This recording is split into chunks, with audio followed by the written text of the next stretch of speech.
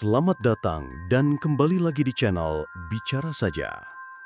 Di balik harapan damai antara Thailand dan Kamboja, tersimpan bara yang belum padam. Perbatasan yang seharusnya menjadi garis tenang, kini kembali memerah oleh ketegangan dan persiapan militer. Tapi di saat semua mata memandang ASEAN untuk bertindak, justru China yang datang menawarkan solusi. Pertanyaannya, di mana ASEAN dan bagaimana sikap Indonesia sebagai kekuatan kunci di Asia Tenggara? Inilah kisah di balik senyapnya ASEAN, manuver China, dan ancaman perang yang bisa mengubah wajah kawasan. Kabut pagi menggantung rendah di atas pegunungan Dangrek. Di tengah udara lembab yang menyesakkan, suara dengungan serangga hutan bersahut-sahutan menciptakan ketegangan yang tak terlihat. Disinilah garis batas Thailand dan Kamboja membelah sejarah yang belum pernah berdamai. Kolonel Serey Monirat berdiri di depan tenda komandonya yang sederhana, seragam lorengnya masih basah oleh embun. Ia menatap peta perbatasan yang terbentang di atas meja kayu. Insiden seperti ini tidak boleh kita anggap remeh, katanya tegas kepada para perwira. Pagi itu, 2 tentaranya tewas akibat ledakan ranjau saat melakukan patroli rutin. Tubuh mereka hancur, tak sempat diselamatkan. Menurut laporan awal, ranjau darat itu tertanam di titik yang selama ini dikenal sebagai zona aman, sebuah wilayah netral yang dalam kesepakatan 2011 tidak boleh dipasangi alat peledak, pos militer, atau kegiatan bersenjata. Tapi, siapa yang melanggar?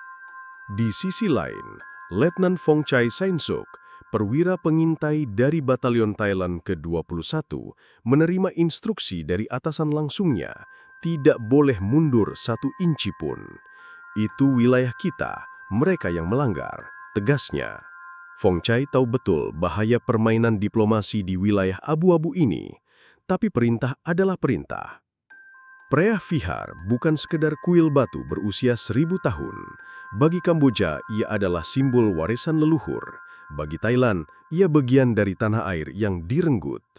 Meskipun Mahkamah Internasional pada 1962 memutuskan bahwa kuil itu milik Kamboja, peta di lapangan tetap menjadi persoalan. Laporan intelijen Kamboja menyebutkan adanya aktivitas militer baru Thailand sekitar 500 meter dari perbatasan. Dalam foto udara, tampak alat berat yang diduga sedang menggali jalur pertahanan. Dalam konferensi pers mendadak di Phnom Penh, juru bicara Kementerian Pertahanan Kamboja menuduh Thailand telah melanggar zona netral. Kami tidak akan tinggal diam. Pemerintah Thailand langsung membantah, itu wilayah kami hanya meningkatkan sistem pengamanan, ujar Kolonel Supat Wongrak, jubir Angkatan Darat Thailand. Namun, yang jadi masalah bukan hanya soal klaim wilayah, tapi apa yang dipasang di tanah itu, ranjau, dan itu mematikan. Desa-desa sekitar Preah Vihear mulai dikosongkan. Warga Kamboja di desa Trobek menjalani malam tanpa listrik, tidur beralaskan tikar di aula sekolah yang dijadikan tempat pengungsian. Di seberang, warga Thailand di Ban Pum Sarol mulai dievakuasi perlahan. Kolonel Monirat menerima informasi bahwa setidaknya 4 batalion cadangan telah dikirim ke wilayah perbatasan dari Provinsi Siem Reap. Di sisi Thailand, helikopter transport CH-47 Chinook terlihat mendarat di pangkalan militer Khong Kan, mengangkut logistik dan artileri ringan. Letnan Phongchai dalam rekaman yang bocor ke media sosial mengatakan kepada anak buahnya, "Kita tak diizinkan melepaskan tembakan duluan. Tapi jika mereka melangkah, habisi."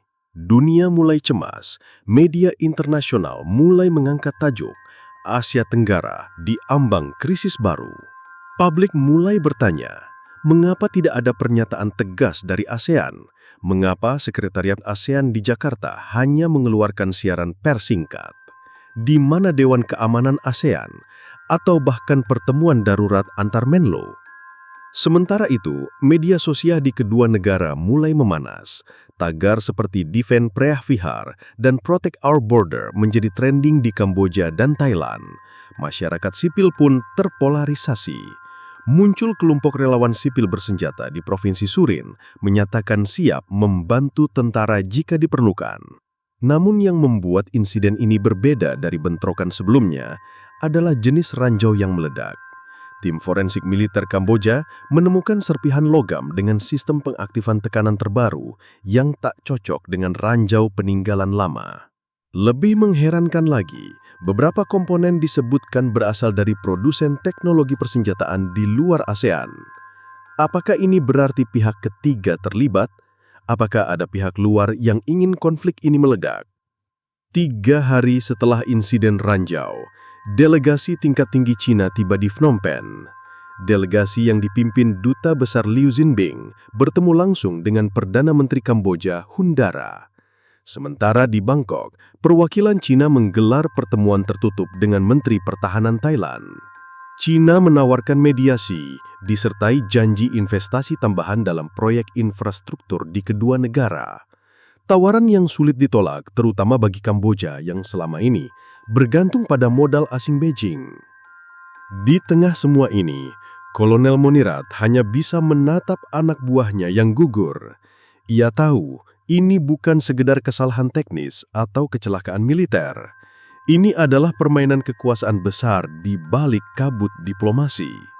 Sementara itu, Letnan Fong Chai menulis laporan harian ke markas. Musuh semakin agresif, tapi musuh yang paling nyata bukan mereka di seberang pagar, melainkan mereka yang bermain di belakang layar. Konflik ini belum akhir, dan satu pertanyaan tetap mengendap. Mengapa ASEAN memilih diam ketika dua anggotanya berada di ujung peperangan? Hari ke-7 setelah insiden ranjau, kabut diplomatik justru semakin tebal. Bukannya mereda, krisis perbatasan Thailand-Kamboja semakin dalam. Puluhan kendaraan militer dikerahkan di masing-masing sisi. Pesawat tak berawak mulai mondar-mandir di atas zona abu-abu. Dan sinyal komunikasi pasukan Kamboja kini diproteksi 2 lapis, menandakan kesiapsiagaan tinggi. Namun, yang membuat publik dunia lebih tercengang bukan hanya soal jumlah pasukan, tapi soal siapa yang pertama kali tampil ke depan menawarkan mediasi. Bukan ASEAN, melainkan Cina. Sekretariat ASEAN di Jakarta, yang selama ini dikenal hanya aktif dalam pertemuan-pertemuan diplomatik tahunan, kini benar-benar disorot. Tak ada langkah cepat, tak ada undangan rapat darurat. Bahkan tak ada statement bersama dari para menteri luar negeri negara anggota. Dr. Natasha Wirawan, analis geopolitik dari Universitas Indonesia yang menjadi konsultan tidak resmi ASEAN, mencuit di media sosial.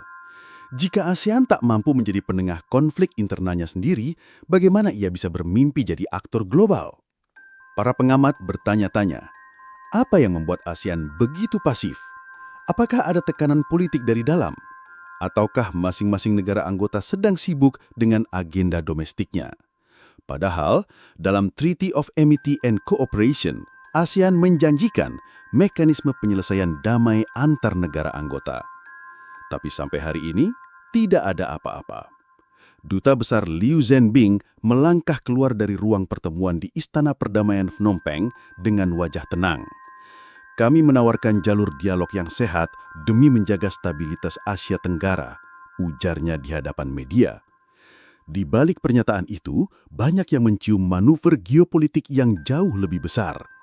Cina bukan sekedar datang sebagai penengah, mereka datang dengan proposal konkret. Menjadi moderator negosiasi langsung antara Bangkok dan Phnom Penh, memberikan dana bantuan pasca konflik jika konflik bisa dicegah. Dan yang paling kontroversial, menawarkan sistem deteksi ranjau otomatis buatan perusahaan militer Cina untuk dipasang di zona netral. Kolonel Monirat awalnya curiga, namun tekanan politik dari atasan tak bisa diabaikan. Perdana Menteri Hun Dara menyambut baik tawaran Cina, bahkan menyebutnya sahabat sejati Kamboja di saat ASEAN tidur. Pemerintah Thailand lebih berhati-hati. Letnan Fong Chai dalam laporan rahasia ke markas mencatat bahwa pasukan Thailand di garis depan dilarang membuka komunikasi apapun dengan militer Cina. Namun diplomasi sipil di Bangkok justru melunak. Menteri Luar Negeri Thailand bahkan mengadakan makan malam tertutup dengan perwakilan Cina dan kabarnya membicarakan soal investasi baru untuk koridor ekonomi timur Thailand. Jurnalis investigatif dari surat kabar The Nation menulis tajuk utama, Thailand diam-diam terima bantuan intelijen dari Cina, siapa bermain di mana? Sebagai tuan rumah Sekretariat ASEAN di Jakarta, Indonesia mulai dipertanyakan. Di mata dunia, Indonesia selama ini dianggap pemimpin de facto ASEAN. Tapi dalam konflik ini, Presiden Indonesia hanya mengeluarkan pernyataan normatif soal pentingnya menjaga perdamaian kawasan. Dr. Natasha kembali menyentil di televisi nasional. ASEAN adalah rumah kita.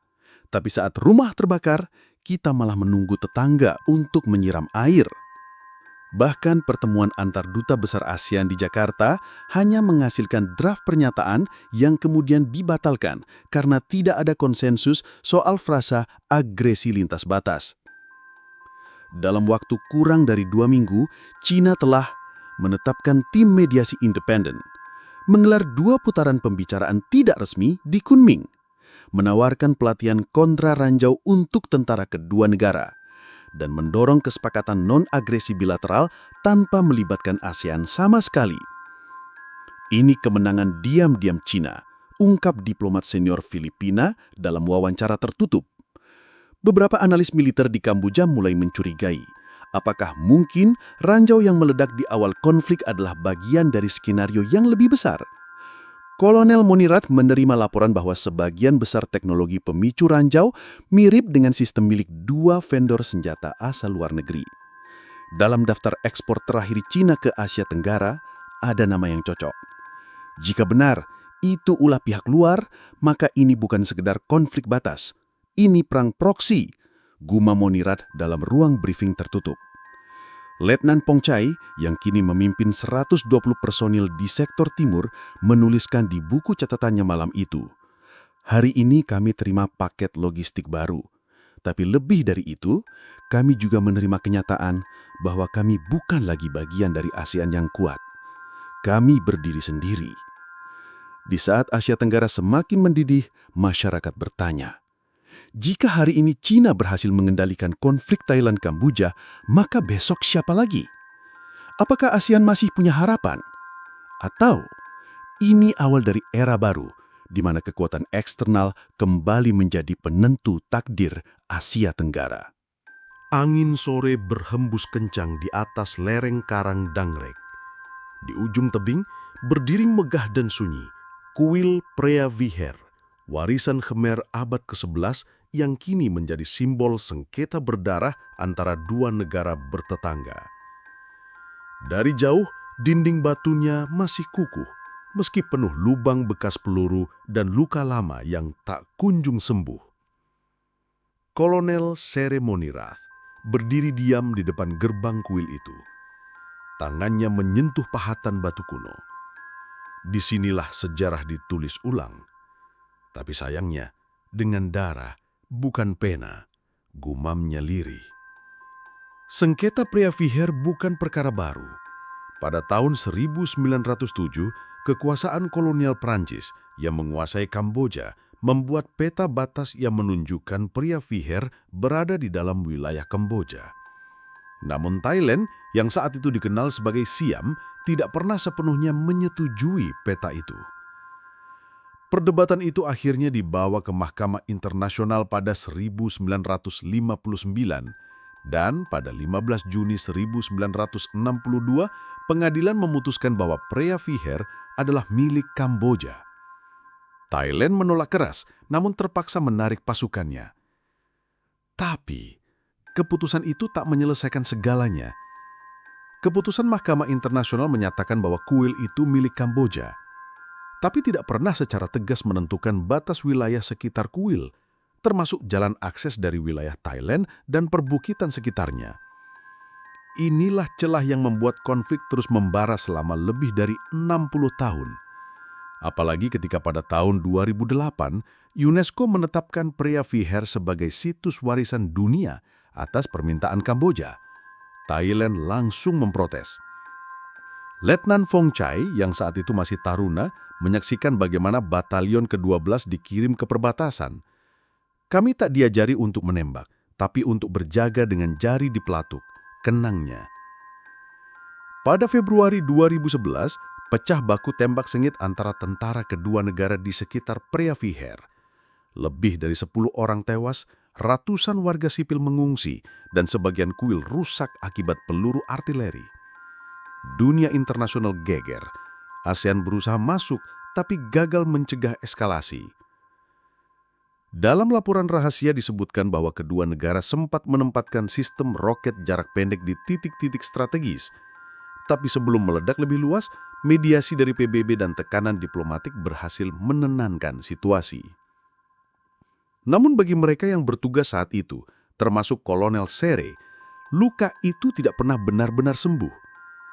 Kami pernah duduk semeja dengan mereka di siang hari, lalu saling membidik di malam hari. Katanya, kini 1 dekade berlalu, tapi dendam tidak pernah benar-benar hilang. Justru lebih berbahaya karena generasi militer baru dari kedua negara tumbuh dalam narasi kebangsaan yang kuat dan memusuhi pihak seberang. Letnan Fong Chai bercerita, kami dilatih dengan doktrin bahwa kawasan perbatasan adalah tanah leluhur kami yang direbut. Kami tumbuh dengan semangat itu. Begitu juga di Kamboja. Dr. Charya Ratnakon, sejarawan dari Universitas Phnom Penh, mengatakan bahwa generasi muda tentara Kamboja menganggap mempertahankan Preah Vihear adalah perjuangan eksistensial, menyangkut harga diri nasional. Dalam benak mereka, menyerah 1 batu pun dari Preah Vihear sama saja dengan mengkhianati darah leluhur. Ujarnya, kuil Preah Vihear kini seperti reruntuhan suci yang dikelilingi ladang ranjau.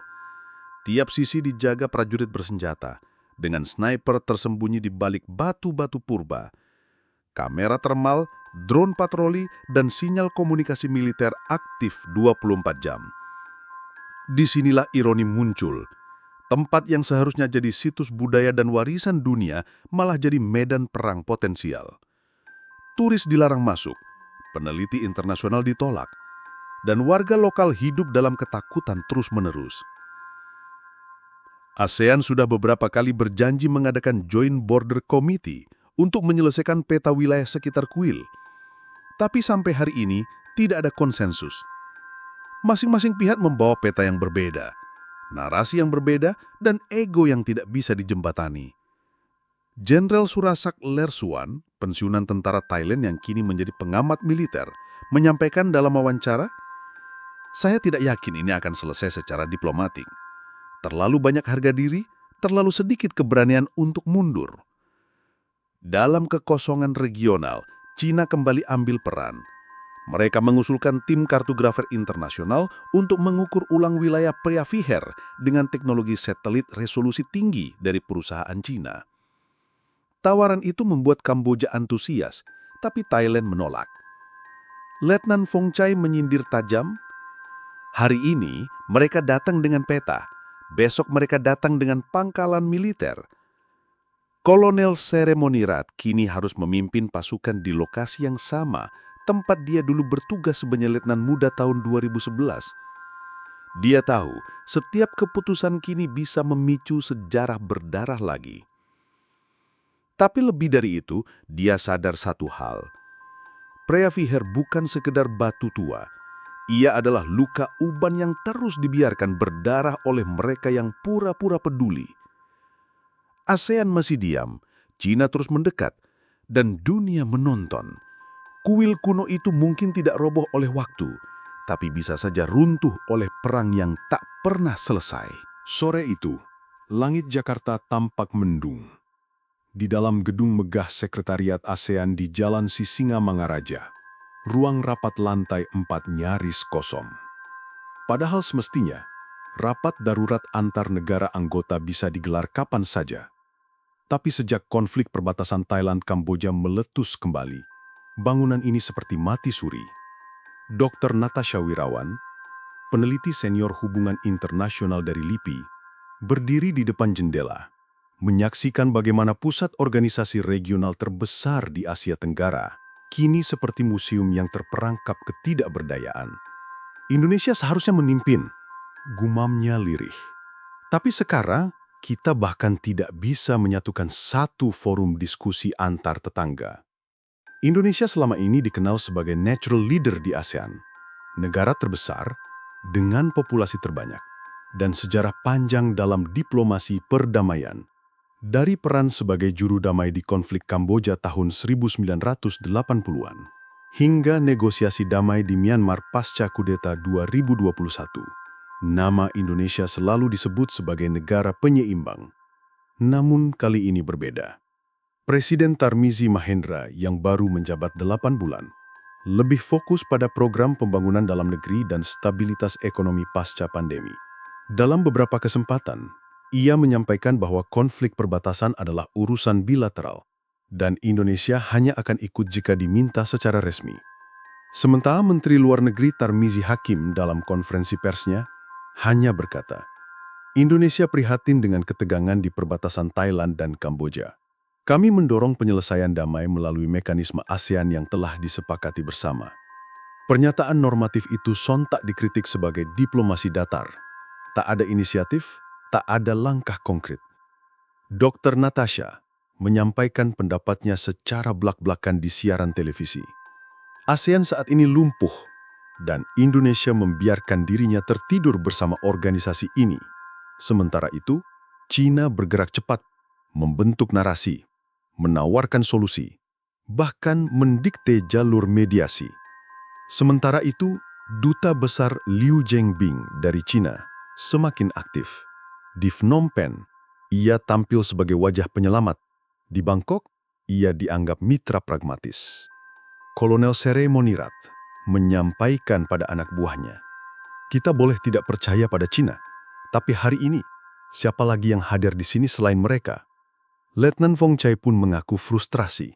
Saya tidak lihat satupun diplomat ASEAN di medan konflik, tapi saya lihat orang Cina datang dengan peta, senyum, dan proposal pelatihan militer bersama. Di balik layar, ada desas-desus bahwa Indonesia memang sengaja tidak bergerak cepat. Seorang sumber di Kementerian Luar Negeri Indonesia membisikkan pada media. Jakarta tidak ingin terlibat terlalu dalam karena takut konflik melebar ke Laut Cina Selatan dan merusak relasi ekonomi dengan Cina. Dengan kata lain, Indonesia lebih memilih diam daripada kehilangan investasi. Isu ini mencuat ke publik. Aktivis muda seperti Arjuna Ramadan dari Forum Mata ASEAN memprotes di depan gedung Setnek. Apa gunanya jadi pemimpin ASEAN kalau ketika dua saudara kita bersiap perang, kita malah menghitung untung rugi dagang? Beberapa negara seperti Singapura dan Filipina bahkan bertanya langsung dalam sesi informal ASEAN. Di mana Jakarta? Apa Indonesia sudah menyerahkan tongkat kepemimpinan regional ke Cina? Pertanyaan itu menampar banyak diplomat Indonesia. Tapi di sisi lain, mereka juga tidak punya banyak ruang untuk bergerak tanpa mandat dari atas. Di desa perbatasan seperti Trobek, Kamboja, dan Pumsarol, Thailand, warga sipil tetap hidup dalam ketakutan. Saban malam, suara drone menggeram di langit. Anak-anak tidur di bawah meja, dan para wanita menggali parit perlindungan di belakang rumah mereka. Kolonel Monirat mulai kewalahan, logistik menipis, rasa frustasi mulai menjangkiti anak buahnya. Kami merasa seperti dibiarkan sendirian. Dunia hanya menonton kami menunggu siapa yang meletus lebih dulu. Sementara itu, Letnan Fong Chai menulis dalam catatan hariannya, hari ini kami menahan tembakan karena perintah atasan. Tapi entah sampai kapan, kalau besok kami diserang, kami akan membalas. Dan dunia akan menyalahkan kami karena tak berbicara lebih awal. Dr. Natasha dalam pidato forum terbuka di Universitas Gadjah Mada menutup dengan peringatan keras. Jika Indonesia tidak segera mengambil langkah, maka ini bukan hanya soal kegagalan menghadirkan perdamaian. Ini adalah kegagalan moral. Dan lebih dari itu, ini bisa menjadi awal dari keruntuhan legitimasi ASEAN di mata generasi muda. Ia berhenti sejenak, lalu menatap hadirin. Jika kita tidak bertindak saat saudara kita berselisih, lalu kapan? Apakah kita menunggu sampai tembok Preavihar runtuh? Atau sampai peluru mendarat di rumah penduduk? Indonesia punya pilihan, memimpin atau ditinggalkan sejarah. Tapi waktu semakin habis. Karena di perbatasan, pasukan bersenjata sudah menatap laras senjata satu sama lain. Dan di belakang mereka, para pemimpin dunia mulai mengambil posisi masing-masing. Bangkok, akhir Juli. Cuaca di kota itu begitu terik, seolah mencerminkan ketegangan yang masih menggantung di kawasan. Nares memandang layar laptopnya yang memperlihatkan siaran langsung dari Phnom Penh. Delegasi dari Thailand dan Kamboja duduk dalam satu ruangan yang sama, tapi atmosfernya jauh dari kata damai. Konferensi perdamaian yang diinisiasi oleh Tiongkok akhirnya digelar. Lokasinya pun bukan di markas besar ASEAN di Jakarta, bukan pula di forum multilateral kawasan, melainkan di gedung milik pemerintah Kamboja. Hal ini saja sudah menjadi sinyal politik yang mencolok. Kamboja dengan terang-terangan mendekat ke Beijing. Ini bukan perundingan, gumam Nares. Ini panggung kekuasaan. Ia tak sendirian. Di sudut ruangan kerjanya, temannya sesama pengamat, Kartika, duduk sambil menyeruput kopi. "Kau lihat itu?" tanya Kartika sambil menunjuk ke layar. Dua delegasi yang sama-sama membawa perwira tinggi militer. Bahkan bukan diplomat utama yang duduk paling depan, tapi komandan militer mereka. Nares mengangguk. Itu bukan pertemuan untuk mencari solusi damai. Itu pertunjukan kekuatan, saling pamer otot. Di luar gedung, kendaraan lapis baja Kamboja parkir berjejer di jalan utama. Di perbatasan Aranya Pratet, drone-drone Thailand mulai patroli rutin setiap malam. Sementara itu, di Jakarta, ruang-ruang diplomasi ASEAN terasa dingin dan sunyi. Pertemuan darurat yang diusulkan Indonesia dan Singapura belum mendapat suara bulat. Laos dan Myanmar, dua negara yang juga dekat dengan Beijing, menolak dengan alasan tidak ingin memperkeruh suasana. Vietnam bersikap ambigu, sementara Filipina sedang fokus dengan masalah Laut Cina Selatan yang kian panas. Presiden Indonesia memanggil beberapa diplomat senior. "Apakah kita akan membiarkan Cina mencuri seluruh pengaruh kita di Asia Tenggara?" tanyanya. "Thailand dan Kamboja itu saudara kita. Kenapa kita biarkan negara luar ikut campur lebih dalam dari kita sendiri?" Namun jawaban dari dalam negeri pun tak mudah. Politik Indonesia sedang sibuk mempersiapkan transisi kabinet baru. Isu luar negeri tak masuk prioritas utama. Media di tanah air lebih tertarik meliput polemik harga BBM dan reshuffle kementerian. ASEAN sedang sakit, kata Kartika suatu malam saat ia dan Nares duduk di sebuah warung kecil di bilangan Menteng. Dan Cina tahu betul kapan harus masuk saat kita sedang sibuk dengan urusan dalam negeri. Di sisi lain, di Phnom Penh, perundingan yang dimediasi oleh Cina berjalan dengan arah yang sangat berbeda dari harapan banyak pihak. Delegasi Cina, dengan tenang, menawarkan solusi zona netral ekonomi di perbatasan yang disengketakan. Alih-alih menyelesaikan sengketa kedaulatan, proposal itu justru membuka peluang investasi Cina di kedua wilayah. Zona ekonomi bersama ini akan memperkuat kemakmuran regional tanpa harus mempersoalkan garis batas yang bisa merusak keharmonisan. Namun Nares melihat dengan mata tajam, itu jebakan utang. Investasi infrastruktur, lalu utang, lalu ketergantungan. Thailand tampak ragu, mereka tak langsung menolak, tapi juga tak mengiyakan. Kamboja sebaliknya langsung menyambut ide itu dan menawarkan lahan tambahan di sekitar perbatasan untuk dikelola bersama investor dari Beijing. Jika ini terus dibiarkan, ujar Nares kepada salah satu stasiun televisi nasional dalam wawancara langsung, dalam 5 tahun ke depan, bukan hanya Thailand dan Kamboja yang berubah peta politiknya, tapi seluruh Asia Tenggara. Kondisi di lapangan juga tak menunjukkan perbaikan. Di desa-desa perbatasan ketegangan semakin terasa. Warga sipil mulai mengungsi secara mandiri, khawatir akan pecah bentrokan bersenjata. Pasukan cadangan Thailand mulai bergerak, sementara laporan intelijen menunjukkan Kamboja membeli sistem pertahanan udara buatan Rusia dalam jumlah kecil namun signifikan. PBB mengeluarkan pernyataan keprihatinan. Amerika Serikat mulai mengirimkan sinyal dukungan ke Thailand, meski masih dalam bentuk retorika. Sementara itu, kapal patroli Cina terlihat lebih aktif di Teluk Thailand.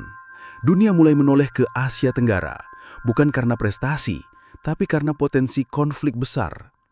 Dalam salah satu diskusi regional virtual, Nares mengajukan pertanyaan sederhana namun tajam. Apakah ASEAN masih relevan jika tak bisa mencegah dua anggotanya dari berperang? Hening, tak ada yang langsung menjawab. Beberapa diplomat senior saling pandang. Pertanyaan itu mencuat ke media, menjadi headline di berbagai surat kabar regional. Hari-hari berikutnya, tekanan publik pada ASEAN meningkat. Masyarakat sipil, akademisi dan kelompok muda mulai menyerukan reformasi internal dalam mekanisme pengambilan keputusan ASEAN. Desakan agar prinsip non-intervensi dikaji ulang mulai bergema. Namun, waktu terus berjalan. Cina semakin dalam menanamkan pengaruhnya. Bukan hanya sebagai penengah, tapi kini sebagai investor, mediator dan pengontrol narasi. Thailand yang awalnya skeptis, kini mulai goyah melihat janji pembangunan jalan lintas perbatasan dan koneksi rel kereta api cepat dari Yunnan ke Phnom Penh. Nares dan Kartika tahu, mereka menyaksikan babak baru sejarah kawasan.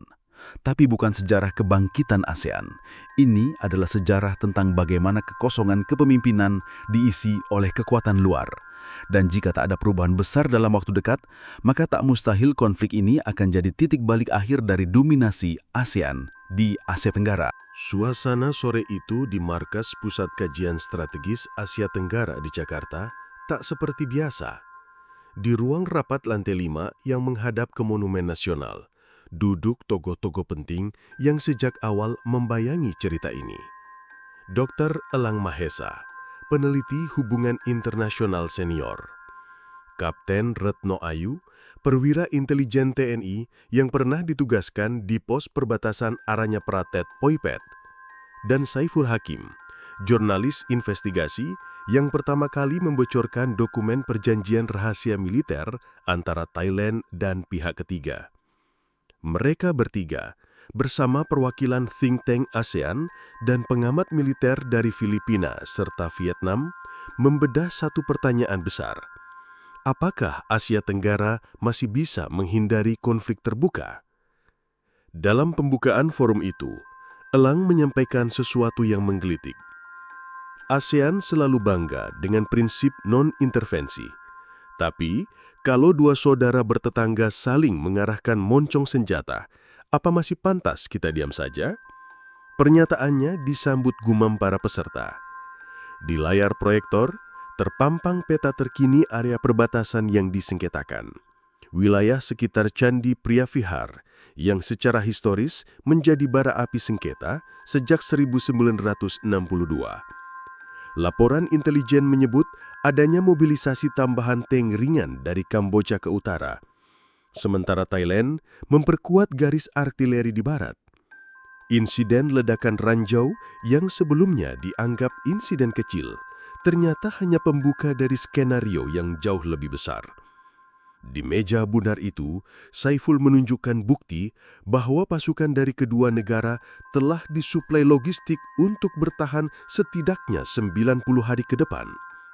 Bukan untuk latihan, tapi untuk skenario konflik terbatas. Kalau ASEAN tak bicara sekarang, maka China akan terus mengambil alih meja perundingan. Delegasi China yang beberapa minggu sebelumnya menawarkan inisiatif damai melalui utusan khusus, justru menuai kritik diam-diam. Bagi sebagian elit politik Kamboja, dukungan China adalah tameng. Tapi bagi Thailand, campur tangan China membuat posisi mereka terjepit secara strategis. Namun, kenyataannya, di lapangan diplomatik, China lebih dulu menempatkan diri sebagai penengah. Di Phnom Penh, surat kabar pro-pemerintah menyebut China sebagai penjaga stabilitas Asia Tenggara. Sementara itu, Menteri Luar Negeri Indonesia dalam konferensi pers di Jakarta menyampaikan pernyataan normatif. Kami percaya ASEAN punya mekanisme untuk meredam eskalasi dan mencari solusi damai. Sayangnya itu terdengar seperti ucapan penghibur di tengah rumah yang sedang terbakar. Kapten Retno, yang sudah lama mengikuti dinamika kawasan dari balik layar militer, menatap tajam peta perbatasan di meja digital. Kalau konflik ini meletus, bukan hanya Thailand dan Kamboja yang rugi. Perdagangan lintas ASEAN, jalur darat dari Singapura ke Kunming, bahkan stabilitas Laut Cina Selatan bisa terpengaruh. Indonesia, sebagai negara dengan ekonomi terbesar di ASEAN dan memiliki hubungan baik dengan kedua negara, punya dua pilihan. Menjaga netralitas absolut dengan resiko kehilangan pengaruh regional, atau bertindak sebagai penengah aktif, meskipun itu berarti melangkahi bayang-bayang Cina. Retno menekankan bahwa Indonesia harus mulai menghidupkan kembali Jakarta Informal Talks seperti pada era konflik Kamboja di akhir 1980-an.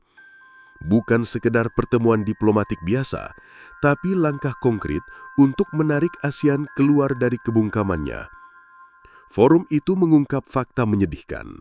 Dalam rapat tertutup ASEAN Defense Ministers Meeting 2 hari sebelumnya, tak ada satupun negara yang secara terbuka meminta Thailand dan Kamboja menghentikan mobilisasi militer. Vietnam dan Laos memilih diam. Myanmar sibuk dengan krisis internal. Filipina fokus pada Laut Cina Selatan. ASEAN tak terpecah karena perbedaan, tapi karena terlalu lama membiarkan kebungkaman jadi norma. Di luar ruangan, hujan mulai turun deras, seolah menambah muram suasana diskusi. Beberapa minggu setelah pertemuan itu, dunia diguncangkan oleh kejadian mengejutkan. 2 pesawat tempur dari kedua pihak bertabrakan di udara saat patroli di area hutan perbatasan. Media internasional langsung menyoroti, tagar #PrayForASEAN trending di Twitter. Malam itu, Presiden Indonesia menggelar konferensi pers darurat. Kita tidak bisa menunggu ASEAN bicara. Kita akan menjadi jembatan. Kita akan menyelenggarakan pertemuan darurat di Jakarta dengan atau tanpa Cina. Langkah itu, walau dinilai berani, menandai perubahan arah. Indonesia bersiap keluar dari peran diam dan menjadi penentu nasib kawasan.